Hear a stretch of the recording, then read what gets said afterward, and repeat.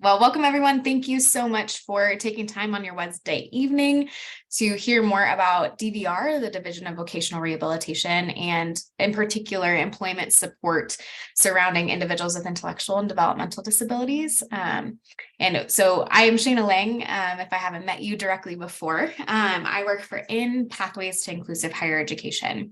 That's a nonprofit here in Colorado that supports inclusive college options for students with IDD, helping them to develop skills in academics, social, independent living, and employment. So we're really honing in on what are the employment services available to that population.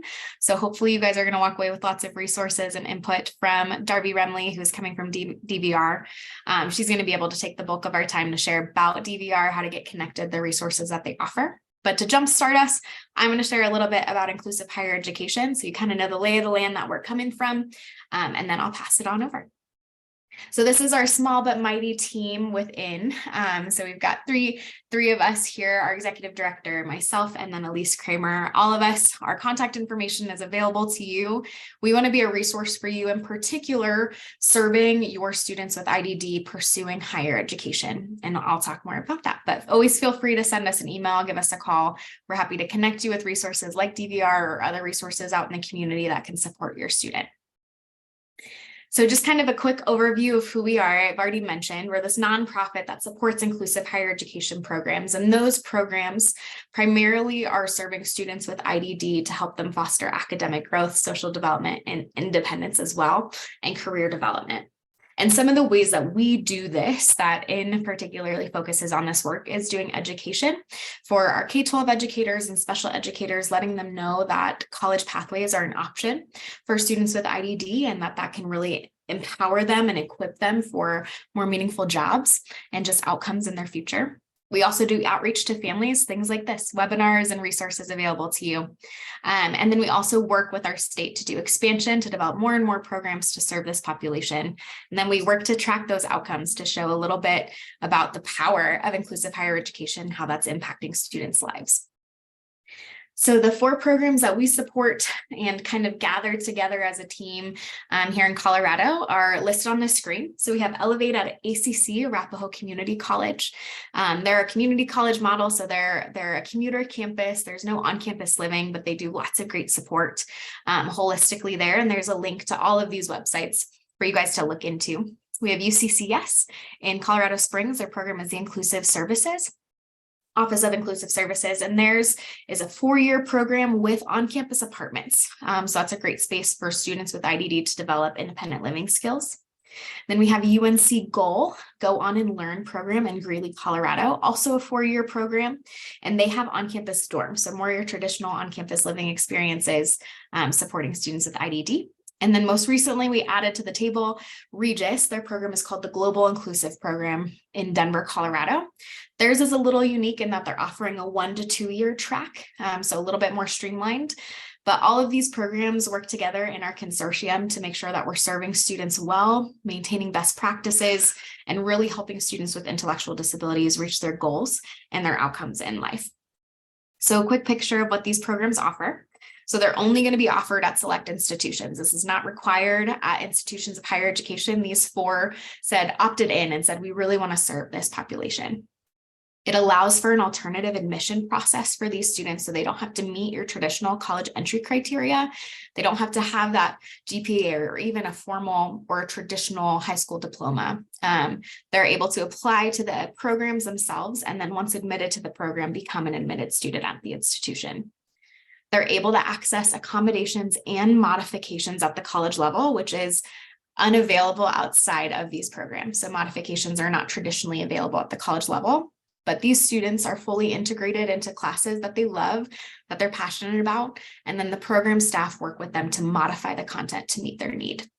And because of that modification and because of those alterations that are made for them, they walk out with a credential, a certificate credential instead of your traditional diploma or degree, so bachelor's or associates.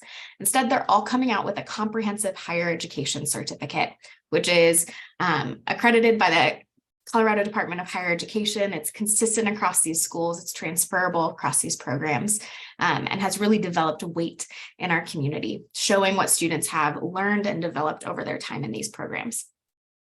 And as I mentioned, these are for students with intellectual and developmental disabilities, those that don't reach that traditional college entry criteria and therefore require additional services. So there's more hands-on support with staff and peer mentors. And then there's these 4 domains of support that we talk about, and you've already heard me mention them, and we're going to hone in on the career development one today. But these programs offer guidance and support in academics, helping students be fully included in college courses, not a special education class on a college campus, but a normative pathway, natural process where they're learning amongst neurotypical peers. They have access to the courses that they're excited about that are in line with their career goals. So they sit down and do person-centered planning with program staff to determine what are the classes that are going to be most meaningful for the skills that I want to build to get the job that I want, the future that I want, the independent living skills that I want. And then there's support with social engagement as well. They're fully a college student on the college campus. So there's peer mentors to help them engage socially, going to events and clubs, all of those pieces, and really becoming an active part of their community. And then I'll hop over to independence. There's support with their independent living skills. So whether they're living in dorms or apartments, they have peer mentors and staff support as needed. And then they also learn explicit skills on money management and just basic life skills. And they get that from their program staff. And then all of this is really surrounding their career development. You know, all of us that have been to college, we can look back and think of how robustly we developed, not just in our academics, but all these other pieces of us that helped us become more successful in our future careers, that we could both attain and maintain a job. And that's really what we're looking at for these students. So they go through career exploration, they go through a progression of job experiences on campus, maybe internships. And then there is a partnership with DVR that we'll be chatting about a bit today, how DVR can offer supports outside of the school years and those semesters, but also during that time and post-graduation, all of those things. But we really work with our students to make sure they're progressively developing the skills to get the jobs that they're passionate about and excited about. So this is kind of a picture of that career preparation that happens within these programs. This isn't the end all be all, but this is kind of our goal. This is what we look at for most of our programs, that they would start within their first year, focusing on that career exploration piece, really understanding what jobs are out there, what a day in the life would look like, and how their skills might fit into those different roles. And then really talking about some skill development, working on resume building, interview practice, things like that. Year 2, we're looking more at that job shadow, that students are getting a first eye perspective on those jobs, what it actually looks like, having on-campus job experiences and or practicum experiences coordinated by the school. And then years 3 and 4 is where we're really camping out on those meaningful job placements, that they would have internships in their area of interest, maybe job placement on campus in an area of interest or off campus. And then there's a really big connection to DVR there, because we want to make sure that there's a pass off to DVR when they graduate, that they would have ongoing support and employment if needed. And really what we're looking at when students graduate is that they have competitive integrated employment. And that's really where DVR comes in. That's their mission. That's their hope for our students. So some of the outcomes that we've seen from our students that have been in these 4 programs, we look at a few different outcomes, not just employment, but that's a pretty big indicator of success. And so we have students that have become paraeducators, administrative assistants, working in graphic design, teacher assistants, working in hospital settings, working at colleges, working as an ambassador, all these different things that a lot of these students didn't previously have the skills to access, and now they do post their inclusive higher education program. And in addition to employment, we also see several of our graduates being able to live independently, maybe living with roommates, a lot of them participating in nonprofits and community organizations out in their community. And we also have an alumni association where these students continue to build connection with one another and be equipped with resources. That's our hope. So real quick, I know a big question that tends to come up for our inclusive higher education programs is, what are the costs? What is that actually going to look like for our family or for our students? So this is just a quick picture. This is not intended to be an all-encompassing overview for you. If you guys have follow-up questions, I encourage you to send me an email. I can link you to some of our past webinars, or we can chat one-on-one. But students in these programs, they're going to pay the same cost per credit hour as any other student at their institution, because they're fully included in those courses. The caveat there is that they're taking far fewer courses or credits than most college students. So our students take anywhere between 6 credits to 10 credits per semester. So that overall tuition cost is going to come down because they're not taking as many credits. But then there's a program fee involved to support all of that support in the academic, social, independent, and career development areas. And so that is going to change from school to school. There's no consistency amongst the schools. So we encourage you to look at those program sites to take a look at what they're charging for their program fee. You'll see linked on this slide a link directly to a handout that we have that goes to those pages, gives a little bit more insight into the costs for each one.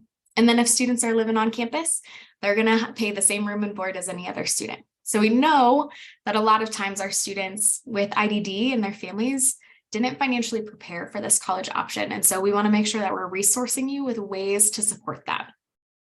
So you'll find a lot of those supports and resources on that handout that was linked on that slide.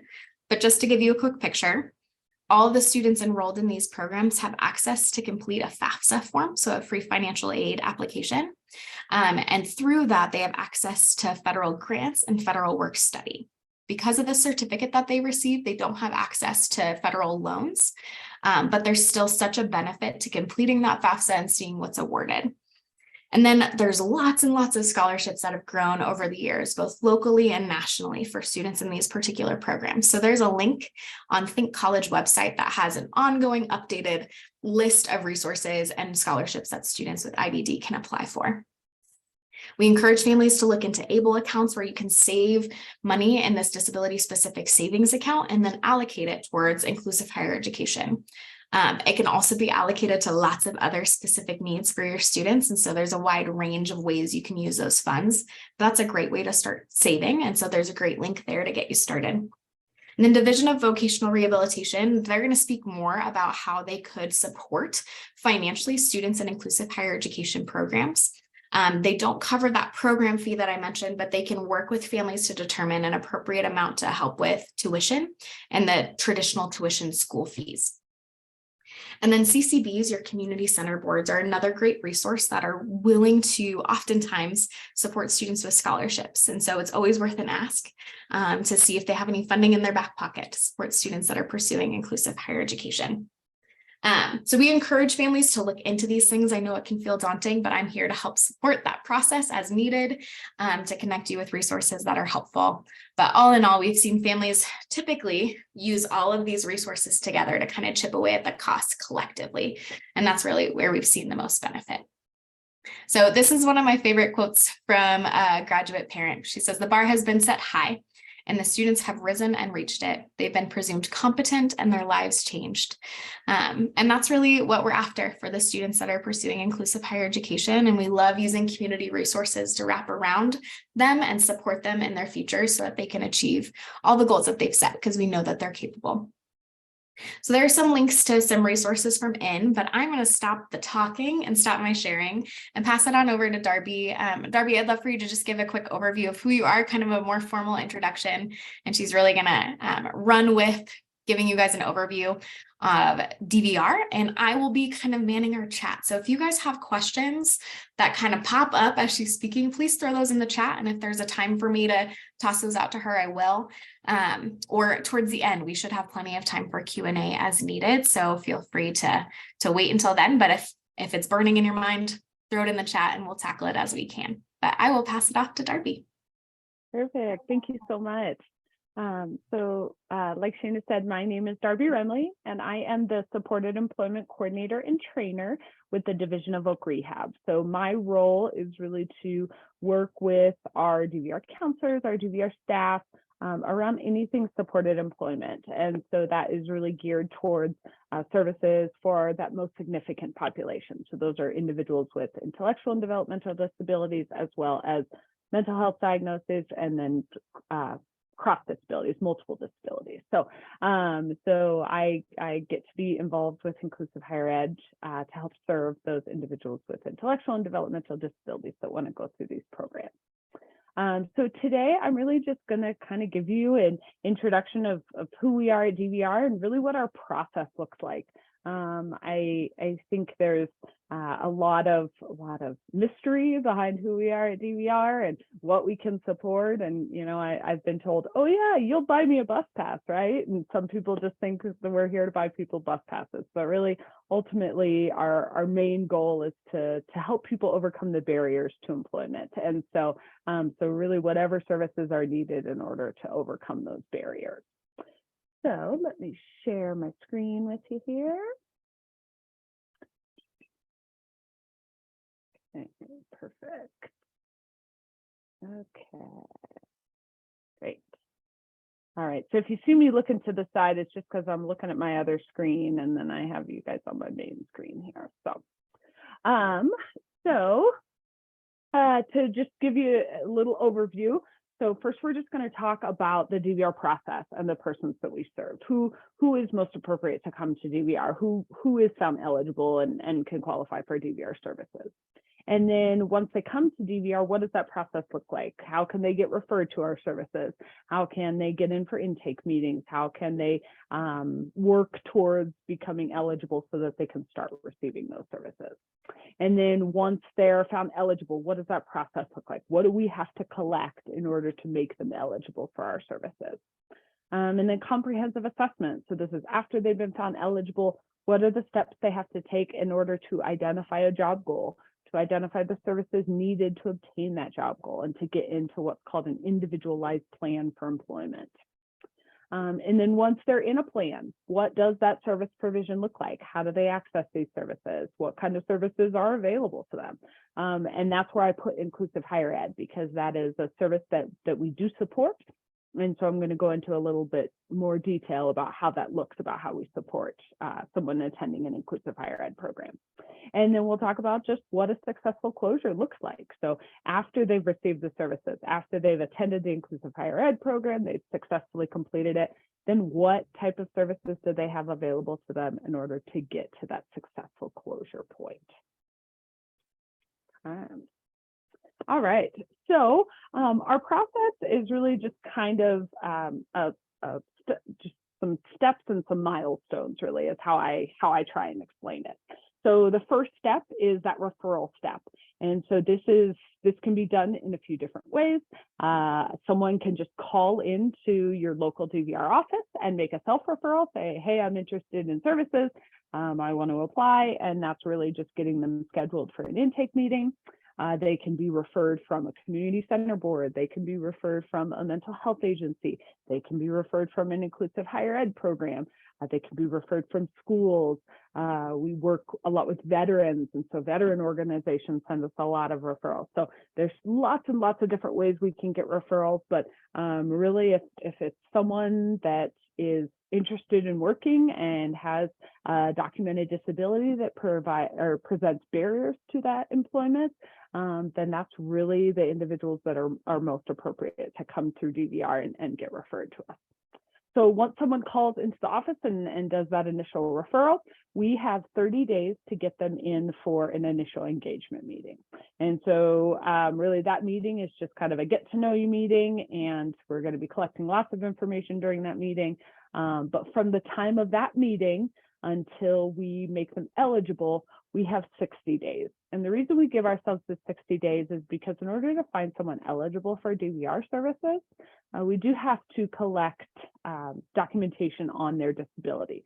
What those disabilities present certain barriers to employment. And so we have to collect a lot of that information. And so sometimes we have to do releases of information and send some of those ROIs to doctors or medical professionals.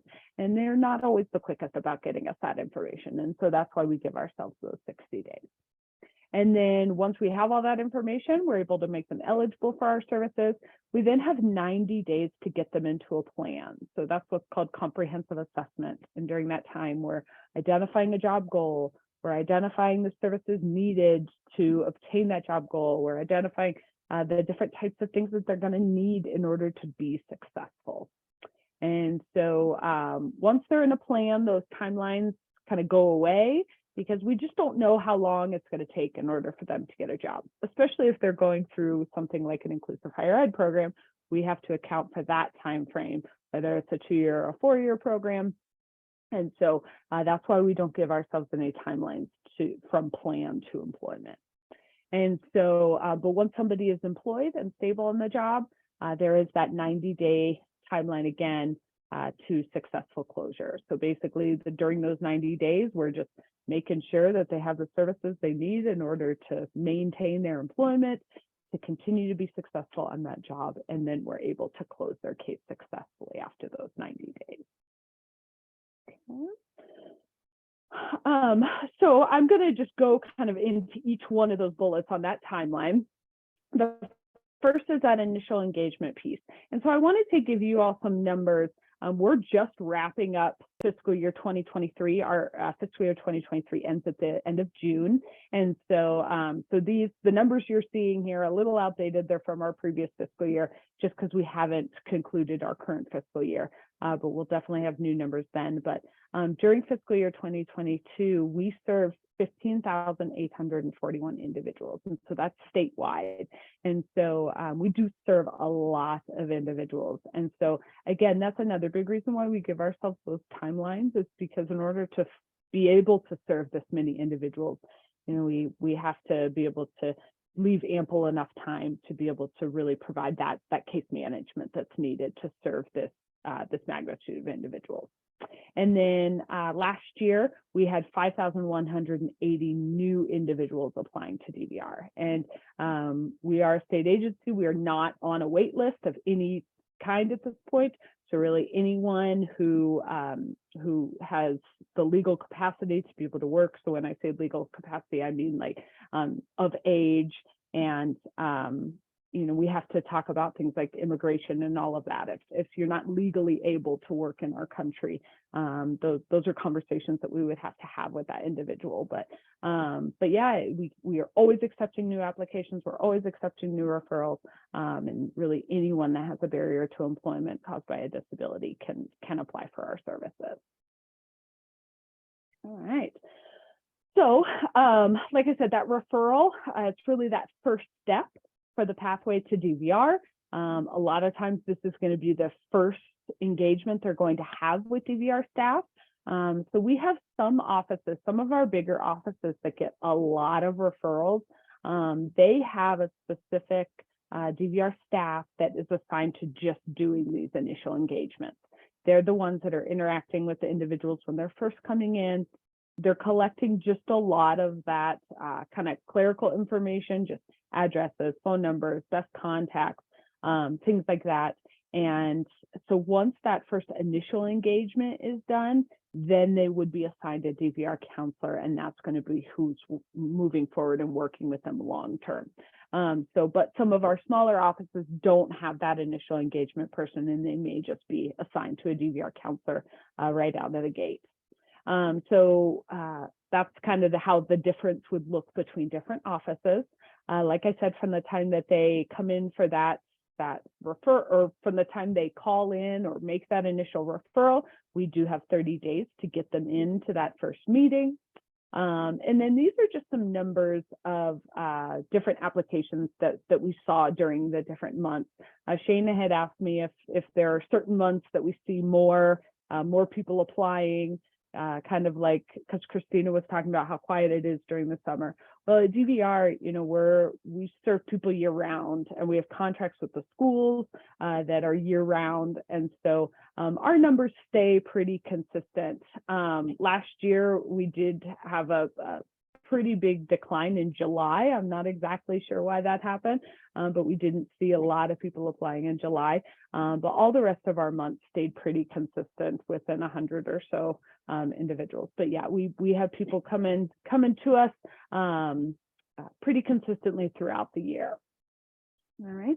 And then also on this presentation, which Shana is providing you all with a copy of that, there is the link to the DVR interest form. That's another way that someone can apply for our services, is they can just fill out that interest form, and that goes kind of into our system. Our communications manager oversees that form, and then what she does is, based on the address that you put in, she then sends that interest form to your local DVR office, so you know who you'll be applying to. All right. So the referral's been made, they move into initial engagement, and the whole point of initial engagement is really to start building that rapport with the individual. During their time with DVR, we're going to be talking about lots of stuff. We're going to be talking about sensitive stuff. We're going to be talking specifically about an individual's disabilities. I used to always tell the individuals I was working with when I was a DVR counselor, I'm the exact opposite of an employer. You're told your whole life, don't talk about your disability, don't talk about the things you can't do. I want to know those things because then I can figure out what services you need and the things we need to do to help you to overcome those and to be successful with employment. So a lot of initial engagement is just really building that rapport so that we can have a really good working relationships with all the individuals that we serve through DVR. We're also gathering a lot of information. So we're looking at things like demographic, work history, disability information, learning about technology access and their ability levels. So do they require any sort of assistive technology or technological device in order to participate in their DVR services? So that's a lot of information that we're gathering there because we want to make sure that we're setting them up for success from the very beginning. Because let's say they use an augmentative communication device to communicate. If I don't know that right from the beginning, I'm not setting them up for success to be able to communicate with them and get their input on things. So making sure that they have everything that they need and I have everything I need on my end to really set them up to be able to fully participate in their DVR case. And then just also educating them about the DVR process. So showing them those time frames. Once the meeting is over, really giving them some of those next steps so they know when the DVR counselor is going to be contacting them, what the next steps are moving forward in their plan. Also just talking about the requirements of their contract. In order to have an open case with DVR, they do have to be an active participant in their plan. So if they're never communicating with their DVR counselor, if they're not showing any progress towards employment, unfortunately, we can't continue to keep their case open. So just really showing them and explaining to them those requirements in order to maintain their case with DVR. And then talking about closure reasons, again, how I had said lack of communication, that is definitely a closure reason. We have lots of different reasons why we would close someone unsuccessfully. So just really explaining to them about, you have to maintain communication with me, you have to make sure you're participating, showing that progress towards employment. And then defining informed choice. Everything about what we do at DVR is around informed choice, making sure that they have all the information they need in order to fully decide how we move forward in their case. I used to always say that imagine a car. You're the one that's driving. You get to tell me which way we go, how we get there, what direction we take, and I'm just in the back seat making sure we don't get lost along the way. And I once had someone tell me, or run out of gas. So I'm here to just make sure we don't get lost or run out of gas, but really the individual being served through DVR is the one that gets to decide the direction that we take. Can I ask a quick follow-up question on that, Darby? Of course. So with the contact requirements that you mentioned, a lot of times I know when you're working with students in our program, you're going to hear from their program staff. And I know a lot of times when you're working with young adults, you're going to hear from their parents. So I wonder if you can clarify how much of that, like how much is going to be driven by the client or the student themselves? Are they required to have direct contact with you? If you could just kind of delineate that a bit in terms of who's actually contacting you. Yeah, of course. So we are required that every 60 days to have some sort of direct communication. So that could be a phone call, an email, a text, in person, that kind of thing. If the individual is reporting to us that they want kind of an authorized representative to speak on their behalf, like a parent or a host home provider or a guardian or something like that, then yes, absolutely, they can be that contact every 60 days. But if they're not delineating that, if they're not telling us specifically that, yes, this is who I want you to talk to, we do have to have specific contact with that individual. The program staff at the Inclusive Higher Ed program do not count as direct contact. So they may be reporting something back to us. the DVR counselor would then be responsible to follow up with the individual or follow up with our authorized representative still at least every 60 days. That's how that works. Perfect. Thank you so much. Yeah, of course. All right. So we kind of just talked about what the process looks like, and then really just the outcomes we want to see from continuous engagement is just to help that person reach the plan for employment more quickly. When you look at our numbers with DVR, we have lots of people apply and even lots of people make it to eligibility, but not everyone follows through with getting all the way to a plan. They may find a job in the meantime and not move forward with our services. They may lose contact with us and not move forward with our services, and we have to close our case. And so there's lots of different reasons, but our numbers are much higher in application and eligibility than they are those that get all the way to plan. And so the whole point really of that initial engagement and continuing to keep them engaged is to make it so that an individual gets all the way to plan, so that they can actually access the services that we have available to them. All right, so eligibility. So when we are making someone eligible, we are looking kind of at three criteria when they present that disability documentation to us. So we are looking for the impairment. Does the individual have a physical or mental impairment? We're looking at impediment. The individual's physical or mental impairment constitutes or results as a substantial impediment to employment. And so they're not only do they have to have a disability, but it has to present a barrier to employment. You know, I've had someone come in and say, well, I broke my finger 5 years ago and it's really sore all the time. And when the weather changes, it's really sore all the time. And I need help getting a job. Does that disability really cause an impediment to employment? Can they still go out and get a job independently? So again, that's kind of a different scenario, but like it really is that not only is it that documented disability, but there does have to be that impediment also. And then that impact on employment. The individual has to require our services in order to obtain, maintain, and advance in employment. And so I can tell you this, I would say probably 98% of the individuals who apply to DVR are found eligible.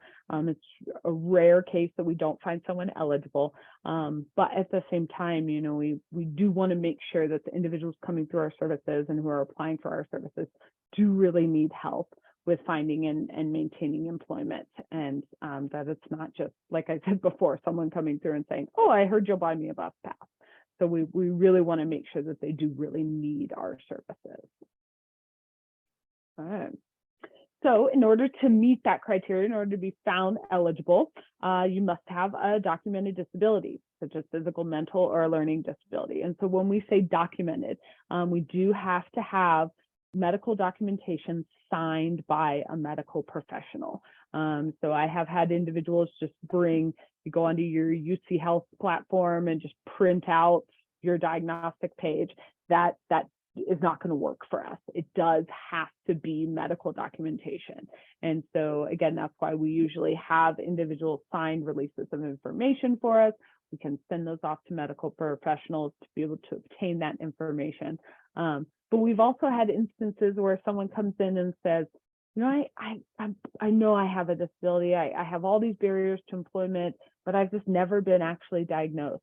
We can also assist with that. We can send individuals for different types of medical assessments. We can send them for different cognitive assessments, physical assessments, things like that, and help them to obtain that medical documentation that they maybe never had before.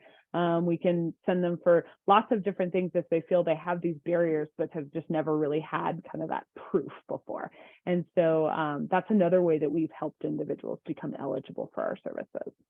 And then the disability must create a problem with getting, doing, keeping, or advancing in a job. And then again, you must need our services in order to work successfully. All right. So when we are completing the eligibility, we are looking at the functional limitation areas. So those functional limitation areas, so these are the areas that they have to have barriers to employment in these different areas. In order to access supported employment services, which are usually geared towards our individuals with intellectual and developmental disabilities, they do have to have limitations within at least 3 of these functional limitation areas. Again, it's not usually hard to get to that. Once they have it in 3, they're at that most significant eligibility level. And so that's how basically they qualify for supported employment services. Again, it's not usually something that you have to fight for or anything like that. You know, I've heard horror stories about Social Security or VA benefits and all that, and then just having to fight for getting a certain disability criteria just in order to access services. It's not really that way with DVR. So this is just really how our process works. But the functional limitation areas are communication, interpersonal skills, mobility, motor skills, self-care, self-direction, work skills, and work tolerance. So if they're presenting barriers to employment in any of these areas, they're going to be found eligible for DVR. And then in order to access supported employment services, that most significant population, they have to have barriers to employment in at least 3 of these areas. All right, so who are we serving these days? So we serve anyone, like I said, with a disability that presents a barrier to employment, but these are really the majority of who we see. So we're serving individuals with brain injury, autism, behavioral health, blind, low vision, deaf, hard of hearing, intellectual and developmental disabilities, physical disabilities, and then just that other category as well. So as you can see, kind of that behavioral health is our biggest number. We do have contracts with our behavioral health agencies in the state. We have 13 different contracts. And so I think that's why our numbers are the biggest there, because pretty much everyone who's being served through that mental health agency that's interested in employment comes to us. But again, kind of the next biggest area is that physical disability, and then that intellectual and developmental disability. Those are the kind of 3 biggest areas that we serve. All right. So once someone's found eligible for DVR, they move into what's called comprehensive assessment and then moving towards a plan for employment. So everything that we do is really person-centered. So we're making sure that as we're developing a plan, as we're identifying a job goal, as we're identifying the services needed to obtain that job goal, again, it's really all driven by that person. They're the ones that get to decide what we do. They are the ones that direct their VR case. And it's so important to ensure that not only are we making that clear to them, but that we're empowering them and we're supporting them in that. Working with the IDD community, it can be hard. You can have individuals who are great advocates for individuals. You can have very, very supportive families and all of that. But I've also seen instances where sometimes it's too supportive and those individuals' voices don't get heard.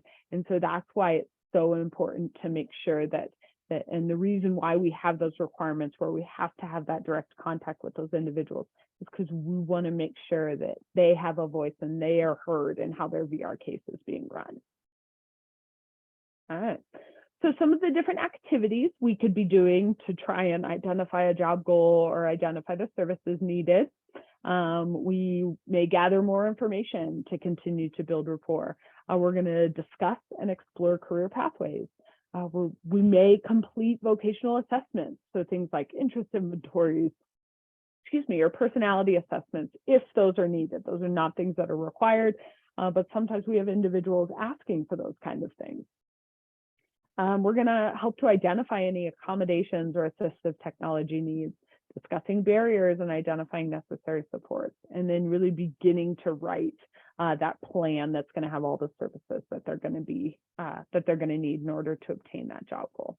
And again, this is very much a collaborative process, especially when we think about inclusive higher ed.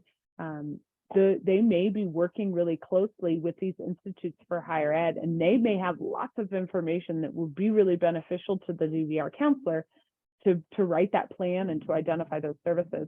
So a lot of times we're going to encourage those individuals, bring your supportive team, bring your collaborative team to these meetings, have them be a part of it, because they can also really have a voice and help that individual to advocate for themselves to identify what kind of services they're going to need. Okay. So when we're doing comprehensive assessment, we're gathering information on what we call the big 8. So we're gathering information on their strengths, resources, priorities, concerns, abilities, capabilities, interests, and informed choice. So when we're developing a plan and when we identify those services, all those services have to tie back to they need these services in order to be successful based on their big 8.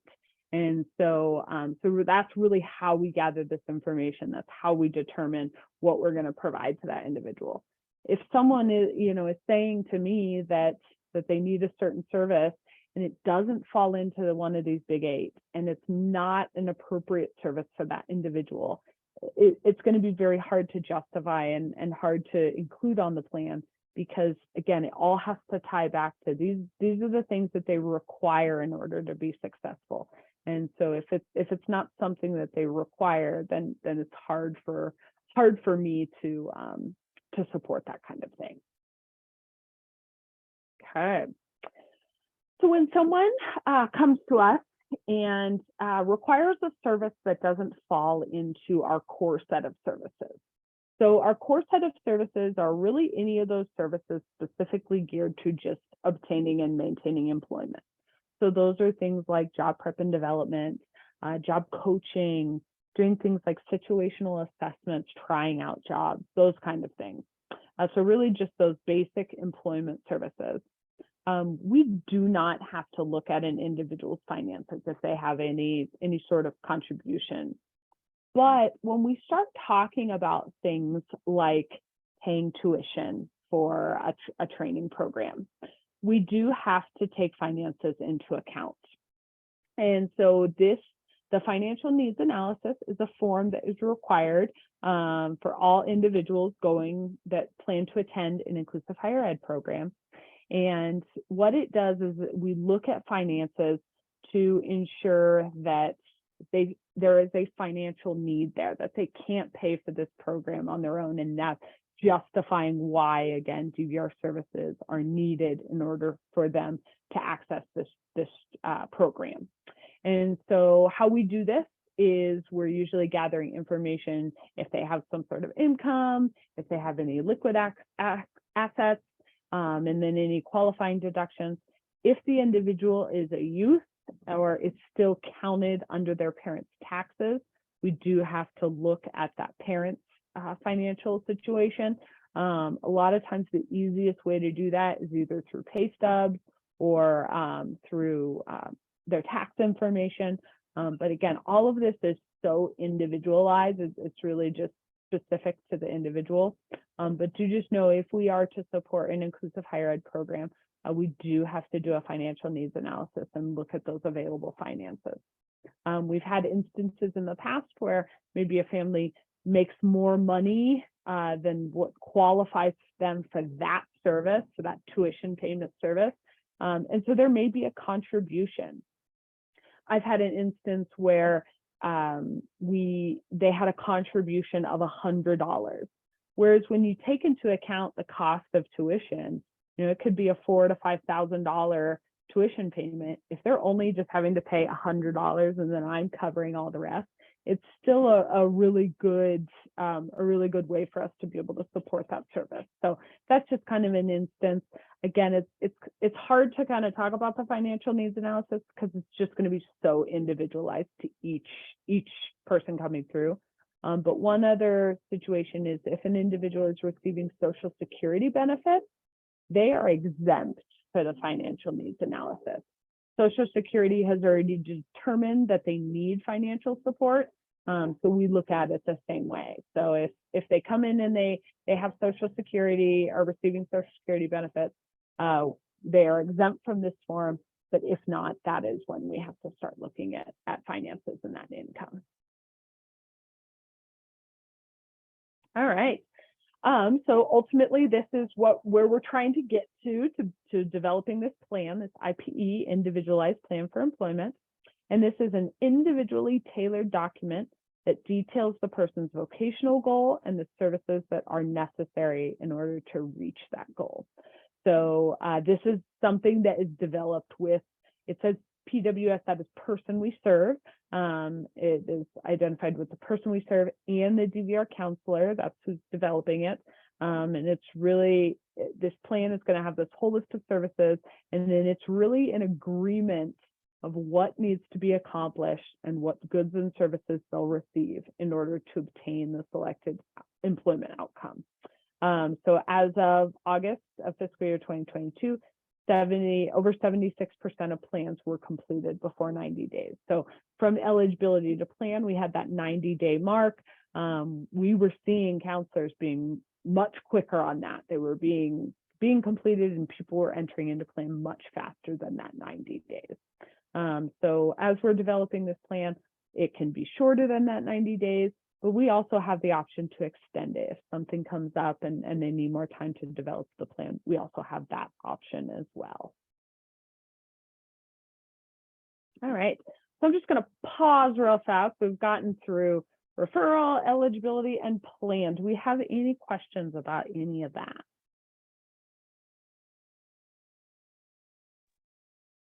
There are none currently in the chat, but feel free to unmute yourself and ask right out. We've got plenty of time.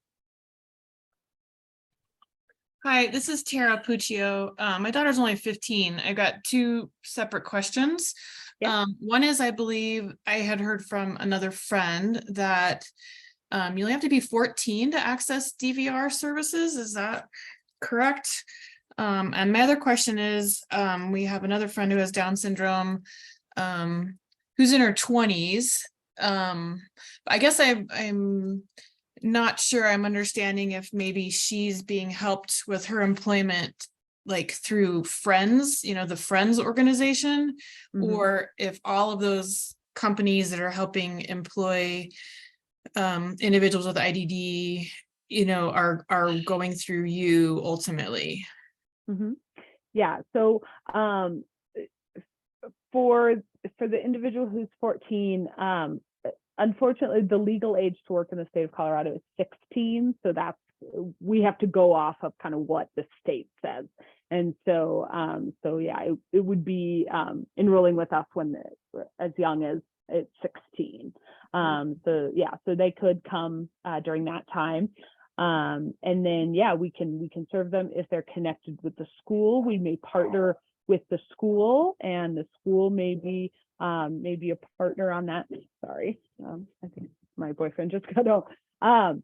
And so we may partner with the school, and they may help us with providing those services in collaboration with what they can access through DVR.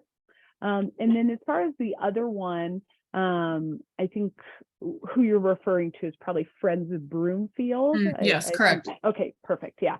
And so they are a service provider of ours, as well as what's called a PASA. It's a program approved service agency. And so they can bill to Medicaid also. So the individual may be connected with us.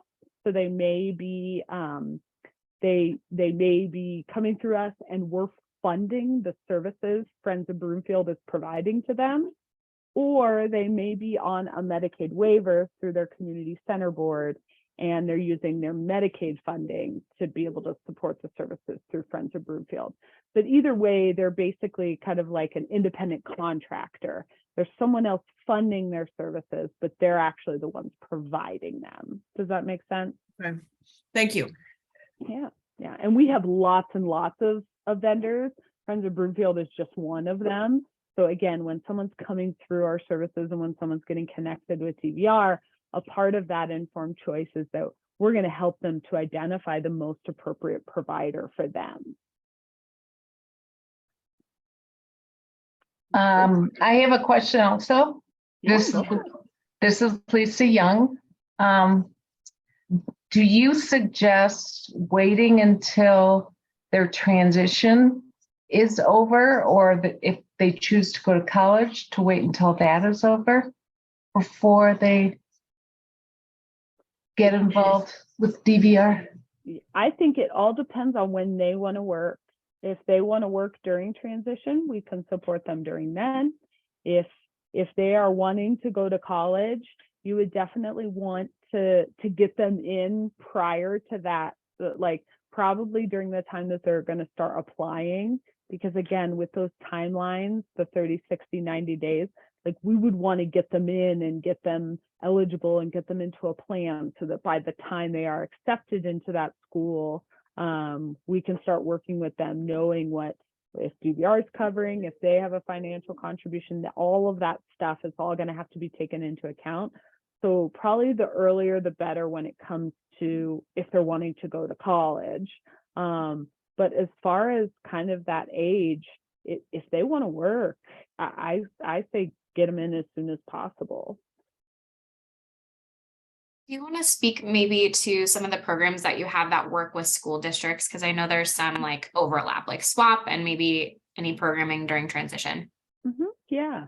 So we have contracts with our different SWAP programs, our School to Work Alliance program. And so with those, they will serve students who are in those SWAP programs while they attend school. And then our transition programs, those ones just really depend. We work really closely. Some school districts have what's called a project search program. So we work really closely with those and fund some of those programs. But then some students who just want to work and maybe don't have access to a lot of services through their school, like if they're in a rural district and they have a very limited capacity to be able to serve the students, we'll open them just in a full VR case and get them connected with a DVR approved vendor, and they can be the ones serving them and out in the community with them, helping them apply for jobs, look for jobs, do resumes, build employment skills, those kind of things. And so so there's lots of different ways that we can partner with them, whether it be directly through the school and the school is the provider, or we can just open a full VR case for them, and then they can access the services directly through us. So. And Christina from UNC, the goal program, she just put in the chat, so I'm just going to share this out. Related service providers such as DVR should be invited to transition IEP meetings by the case managers. So families can request DVR as a part of the transition IEP meeting, just to have that employment really on the forefront of those conversations and talking through the services that might be needed. So Darby, is that required? Do individuals have to be actively pursuing a case with DVR in order to have DVR attend an IEP meeting, or is that not the case? Not necessarily. If they just want them there as more like an informational session, like just getting them connected with different resources that are available to them, yeah, absolutely. You could reach out. We have a youth services unit, and I'm happy to provide their information. They could get you connected with whoever their local office is and whoever that DVR counselor is that works directly with youth. Making a request to have them join an IEP meeting or join like a team meeting to introduce themselves and let's talk a little bit more about who DVR is. Again, it just plays into that whole informed choice. We can come in and provide the information, but then really ultimately it's up to them if they want to apply for our services. Awesome. Christina, did you want to add to that at all? Maybe, yes. Sorry. There's a lot happening. Sorry, Darby, I didn't mean to just randomly jump in. No, you're fine. But as somebody who used to go into the schools and be part of those IEP meetings, if there's families of transition age youth on the line right now, just know that it is federally mandated that transition services include outside service providers, information being given to you all. They can't be written into the IEP to provide that service, but here is not the first time you all should be hearing about DVR services. So if you're in the schools, it's okay to request. They have people that can work with transition age youth, and super important that way. We're not waiting till they're 26 and they're still in your basement and you want them to, find employment. So thank you. I'll be quiet again. Correct. And thank you for saying that, because I was I started my career as a special education teacher and a transition coordinator, and I worked very, very closely with our SWAP coordinator, as well as we had a specific DVR representative that was assigned to our district. And so again, just it should be the responsibility of whoever is writing their IEP, making sure that if they are providing you with information about different services that are available to the student during school and post-school. Perfect. We have a couple of questions in the queue. So Joanne, if you want to jump in your question, and then Tabitha, will have you go next. Yeah, the IPE, the individual plan for employment, I hear a lot about developing that. And I keep hearing services rendered afterwards, services. Can you give me some examples of those services that the IPE will render after it's developed? Yeah. So, I mean, specifically today, we're here to talk about inclusive higher ed, because that is a service that could go onto their IPE. And so that could be us supporting, because with an inclusive higher ed program, you're paying for the tuition to the school as well as the inclusive higher ed fee to support the program. And so DVR could provide the service to be paying for the tuition and the inclusive higher ed fee while they're attending that program. If they require any books or supplies, those are things that we've supported for individuals. If they need transportation to get back and forth to the program, that's things that we've provided.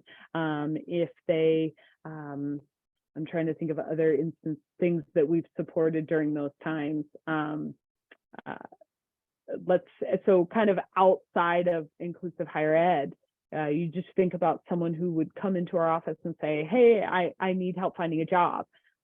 We could get them connected with a vendor, and the service would be that vendor is working with them to help them do a resume, helping them looking for and applying for jobs, helping them do interview prep. Sometimes we've had job coaches go to interviews with individuals and sit in the interview and help them. And then once they get the job coaching. And then I also think of like people who are maybe more independent. I helped a veteran one time that already had a job working as an auto mechanic, but he wanted to pursue an advancement. But in order to do that, he required a much more extensive set of tools. And so he qualified for our services. I was able to purchase him this expensive set of tools. He was able to apply for the advancement opportunity and got it. And then I was able to close his case successfully. So, our fee schedule is over 700 pages. So the amount of services that we can provide is huge. But again, every service is individualized to that person. So what their plan for employment is going to list is going to be different for every single person we serve. So those are just kind of some examples that I can give. Does that kind of paint a better picture for you? It does. And is it a lifetime help with DVR, or is there an end date, an age? Yeah. Yep. So we're not a lifetime service. So what we do is we get them to stability within employment. That's kind of the end of our services. So once they're on a job, doing really well on a job, then we would start working towards fading out of our services.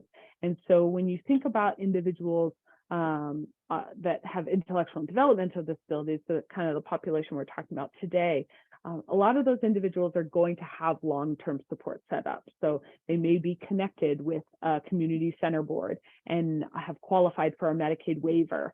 So what that's going to do, what it's going to look like is we're going to transition from DVR services to their Medicaid waiver services. So there's never going to be really a lull in services, because it'll be DVR funding those services, and then they're going to transfer over to their Medicaid waiver, and that's who's going to be providing them for their lifetime. We get the process started, we get them stable on the job, but then it's their Medicaid waiver that supports them long term. But Okay. if anything changes, let's say they lose their job or something like that, they can come back through DVR as many times as they need to. There's no limit to how many times someone can come through DVR. That's confusing to me. So there's no limit that we can come back to DVR, but Medicaid is going to be the main character? So once they're stable on the job. Well, what if, So, like they work at that job for 5 years and then they need another job? Can they come back to DVR? Yes. Yep. So it's like a case by case requirement- management? Yeah, so a requirement of the Medicaid waiver. So in order for someone to access employment services through the Medicaid waiver, they have to be referred to DVR. So they have to come through us and we have to start the process and get them into employment and then stable on the job. And then the Medicaid waiver supports them long term. But Okay. then if they then lose that job or decide to pursue a better job or want to quit that job and find something else, they would then have to be referred back to DVR. And again, we would start that process over, helping them Okay, find a so it's like job, more like get a stable on the job. partnership. Yes, absolutely. Yep. we Okay, do what's- I understand that better. Thank you. yeah, we do what's called braided and blending of funding. So they have these multiple funding sources that we can fully support this person. Okay, thank you. Yeah, of course. So Tabitha, if you want to jump in there before we move on. Okay, thank you. You kind of answered a little bit of my question with hers. I'm trying to understand what you would cover for the learning, the educational piece. And so you kind of answered it with hers. I have kind of started the process with the learning plan for my daughter. But when I started it, we had kind of already picked the gold program. We had already applied for the gold program when we started working with our DVR counselor. We were transitioning from a work plan, and then we turned it kind of over to an educational plan, from a work plan to an educational plan. And so in the process, our counselor was explaining that we had to also look at some other programs. I guess within your plan, she had to look at other programs to compare it to before she could just pick goal. And I guess that was confusing to me because we had already made up our mind that we wanted to do the gold program. So I really don't know. I guess I don't know if that was just something on your end that you just have to do to kind of can you explain what that why you have to do that and what that means? Yeah. If that's just something for your records that you have to do. Yeah, so a required part. So in order for us to support a training program, so like going to college or going and getting their associates or something, we require a form what's called the justification for training. And a part of that form is that we have to compare a couple programs.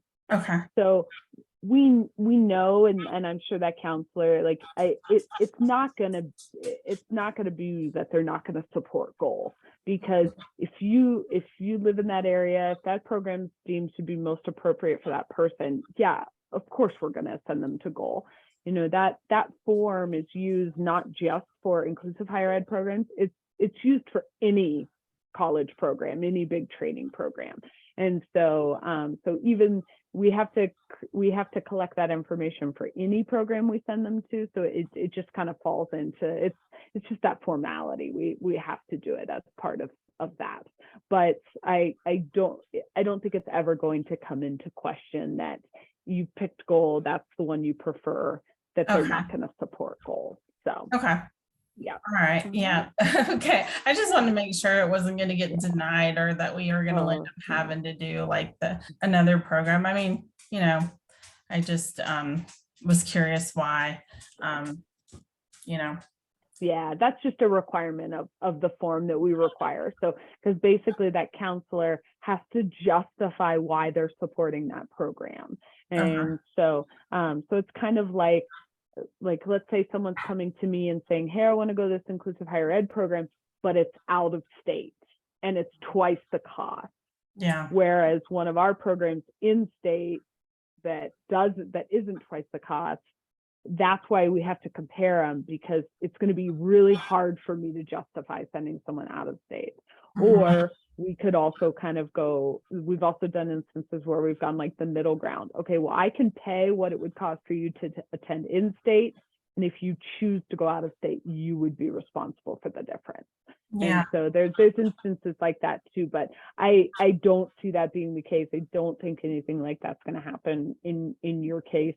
And I was just concerned because I thought maybe the Regis one might be a little less because it was, you know, maybe closer to where we live, and it's a you know, shorter program, and I don't know.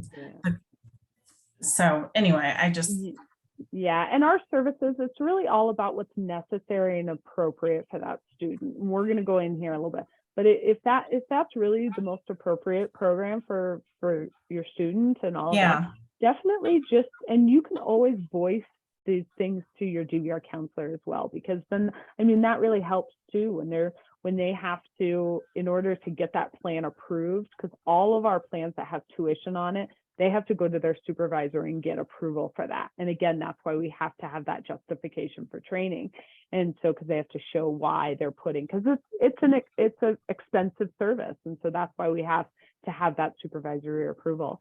And so really just communicating with that DVR counselor, and you can always ask them those questions, and is even just coming right out and saying, is there a chance that goal wouldn't be supported? Because they'll talk to you about it. So. Okay, so advocating on her, yeah. I mean, because I've looked at the other programs, and I feel like the gold program is most appropriate for our daughter, as far as, you know, so like as parents advocating why we feel this program is most appropriate for her living situation. I just feel like it's the safest place, and you know, okay, all right, yeah, you can absolutely do that. Yeah. Okay, awesome. Yeah, I think that was my main question. Thank you. I appreciate it. Great. Thanks for fielding all those, Darby. We'll let you go ahead and jump back into your slides since we want to wrap up by 6. But as questions come up, feel free to throw those in the chat for us, and we'll try to circle back before we wrap up. Great. Okay. So to dive a little bit more into just the DVR services, and this is, I kind of touched on this just a second ago, but when we determine what services go onto a plan, when we decide what it is that we're going to be supporting and what we're going to be providing to the individual that we're serving, we're looking really at 3 criteria: that it's necessary, appropriate, and of least possible cost. And I always tell everyone that this really is kind of an order of the weight that these 3 items do. So necessary and appropriate are the 2 most important things when we think about supporting a service. We really want to make sure that this is really what is necessary in order for that person to find success with employment. This is a way for us to establish their vocational needs, and really a way for them to overcome those barriers to employment. Because if these things aren't absolutely necessary in order to overcome those barriers, it makes it hard for us to justify those services. And then also appropriate. You know, this service has to be appropriate for that individual. And so instances where, someone will just come in and say, well, I don't want a job, but I heard you'll buy me a bus pass. That's for one, that's not necessary, because you don't even want a job. And then that's not appropriate, because, you know, you have to be pursuing something, you have to be working towards employment. And so, but when we look at the least possible cost thing, again, with that, we have to take it into account, but it definitely isn't the most important thing when it comes to providing services. Really, we put that on there because we have had instances where we have had to look at things like comparable benefits. So that instance that I talked about, that veteran had come to me saying, hey, I need this set of tools. Him and I worked really closely, and he was in school finishing his program, and they had a representative from a tool company come and give them a quote for tools. And because they were working directly with these graduating students, it was a much lower cost and all of that. And so him and I were really able to take that cost and compare it to the same set of tools from another company that was like $3,000 more than what he was being quoted through his company, even though his company that he was going through was still about $6,000 worth of tools. So it was still a very expensive amount. It was less than what we were seeing for another. And so, so again, that's kind of why we put this. It's just that if we're looking at the exact same service and one is extremely more expensive than the other, that's where it's going to be hard for us to justify doing those higher things. Kind of like the example that I gave, an inclusive higher ed program in state versus out of state. It is going to usually be more expensive if we send out of state. And so, so that's why we do have to keep these three things in mind, but really it's those first two, that necessary and appropriate, that are most important when we think about identifying the services that go into a plan. All right. So when someone is receiving services through DVR and they are pursuing employment, there are different pathways that they could be taking to get to employment. So the first could be that they just want a job. They come into DVR, they just need help with a job. They know what they want to do. Help me find a job. And so that's what's called competitive integrated employment. So at DVR, we can only support placements in jobs that meet the criteria for competitive employment. And so those are jobs in the community that pay competitive wages. So that is at least minimum wage or a wage that is the same or similar to someone doing the same or similar work. So these are not jobs that are held specifically for individuals with disabilities. These are not jobs in non-integrated settings. These are not enclaves or piecework or sub-minimum wage positions. Those do not meet the criteria for CIE or competitive integrated employment. And so, so just making sure that when someone's coming in saying, I need a job, we're only going to be placing them into competitive integrated employment situations. If an individual wants to pursue something that does not meet the criteria for CIE, that is where they would have to have an additional funding source. So if they had a Medicaid waiver through their community center board, they can support placements in non-CIE positions, but DVR is not able to do that. So then another avenue is supported employment services. And so that again is what's really geared towards our most significant individuals. And this is where traditional competitive integrated employment maybe has not occurred. They may have no employment experience. They may have never, they may have never had success in competitive integrated employment, and they really need those extended services. And so, so these are those individuals that can't find jobs on their own. They need that extra support. They need that outside vendor to come in and help them to apply for those jobs and look for those jobs. And then even after they have that job and they're stable in that job, they still need those long-term supports that can be funded through a Medicaid waiver. And then we can also assist people with self-employment. So we do have a whole self-employment unit. And so different things that we've assisted with are things like gig workers, entrepreneurs, contracts. So these may require them to develop a business plan and other documentation. We do have specific vendors that do work with, we do have specific vendors that are specifically geared towards self-employment and help those individuals. And so we've had individuals do things like Uber, Lyft, Grubhub, Rover, where they go out and walk people's dogs. So, so that is definitely an avenue that they could pursue through DVR as well. And then we do have a business enterprise program, and these are things like training for startups. These programs are specifically geared towards individuals who are blind. So these are, you see a lot of these through vending machine contracts that are in like government buildings. These business enterprise programs hire individuals that are blind, and they come in and restock these vending machines and do different things like that. All right, so now we're just going to jump in and basically how does DVR support an individual going through an inclusive higher ed program? So really we support in 2 ways. With these inclusive higher ed programs, there is usually the tuition to attend the school, and then there is the inclusive higher ed fee payment. And so the tuition to the university, I had talked previously about the financial needs analysis. So in order to pay for the tuition, we do have to do a financial needs analysis. So if it is determined that there are not finances available in order to support those tuition payments, DVR can support by paying those tuition payments. The thing that we do not support is a program fee. So because we have this specific inclusive higher ed fee payment that is made directly to the inclusive higher ed program that is separate from tuition.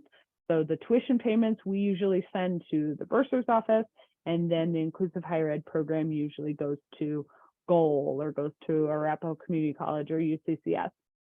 That inclusive higher ed fee pays for that program. And so if there is another fee, like a program fee or a fee that is really directly related to paying the salaries of the individuals through these programs, those are things that DVR cannot pay for. And it would be the responsibility of the individual or their family to pay for those. So when you get that tuition statement and it's being sent to that DVR counselor, the inclusive higher ed fee is usually no more than $3,000 is what we can pay. So that's $3,000 a semester. So it would be the cost of tuition, that $3,000 a semester. But then if that program also tacks on a program fee, unfortunately, DVR is not able to support that. That would be the responsibility of the individual or their family member. But if they need things like books and supplies to go to school, those are things that we can support if the financial needs analysis allows for that. And then really just anything that they would need in order to access that program. So I had talked about transportation, if they need assistance with transportation, getting back and forth to the pro. So maybe for like that program like Arapahoe that doesn't have dorms, that they would need help getting back and forth to classes. So we can assist with things like that. But yeah, it's really what is required in order for them to attend that program and fully participate. All right. And then what's great about DVR services is that training part, that inclusive higher ed part, is only the first step. We don't stop there. We're there to support that training program because ultimately that training program is going to give them the skills that they're going to need in order to then move on to employment. And that ultimately is the end goal for us. So we could support the inclusive higher ed program. Then as that program is coming to an end, we're going to start re-engaging with them to possibly update their plan, their IPE, and make sure that there are services on there to help with things like job prep and development, so preparing for and obtaining employment, things like job coaching. So once they have a job, that there can be someone there to support them if needed. The training, that's the inclusive higher ed piece. They would have done that already. Assistive technology. Do they require any sort of assistive technology in order to work towards the job goal that they have listed or in order to participate in their DVR services? So, so the inclusive higher ed piece is just kind of that first part. Our ultimate goal is that we are going to support that person all the way up until they are in a job and stable on that job. That's our ultimate goal. So, so do just note that even if we are supporting that inclusive higher ed program, that's not the only service they could receive. They will then move from that into employment services to actually help them to get a job. Any questions about that? We have a quick question, not directly in regards to that, but Tara had put in the chat, do the jobs that the clients that you work with receive have a maximum hour requirement so that they're still eligible for SSD? No, so we don't, if someone wants to work, even if they want to work 1 hour a week, that's completely their their choice. If they want to work more, one of the services that we can provide is what's called benefits counseling. And so benefits counseling helps them to understand their public benefits and how their change in income is going to be affected. So when they work with a benefits counselor, they can help them to understand how they will report wages once they get that job.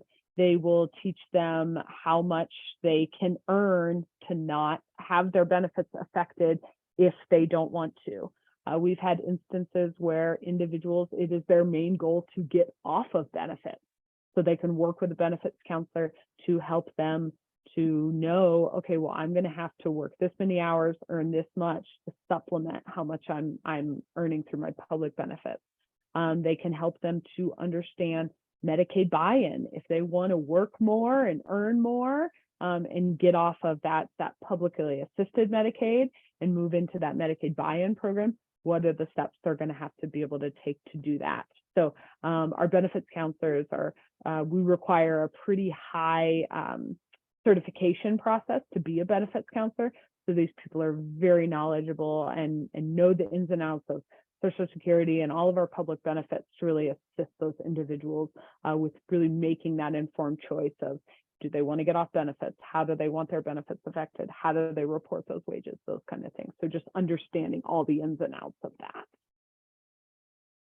Thank you so much. Mm-hmm. All right.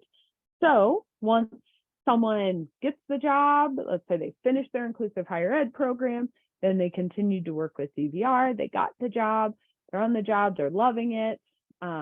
They've reached stability, they're maybe receiving minimal support. And then they have that long-term service provider. So they're connected with their community center board. They have that Medicaid waiver. All their services have been transferred over. That's what we see as a successful case closure. So what we're looking for specifically is that they have reached that outcome. The job goal that's listed on their plan matches the job that they're in, that all the services they've received have really led up to that, and that they have all the support that they need in order to continue to maintain that job. All right.